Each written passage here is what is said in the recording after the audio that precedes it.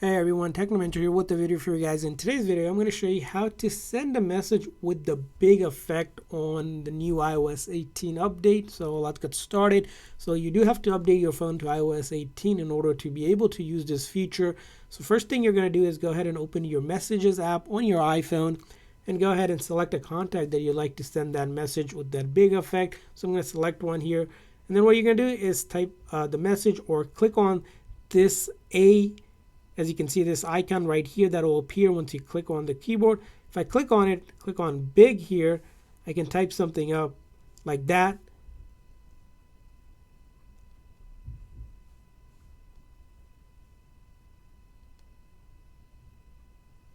Click on that, click on big. Sometimes you have to highlight that, make sure it's highlighted, and then you're going to click on it, click on big, and I can go ahead and send, and it will send them with the big effect just like that, and they'll get that with that effect when they see it. So as you can see here, when they see it, it's going to look big with like that. And there's other effects as well that you can do with it.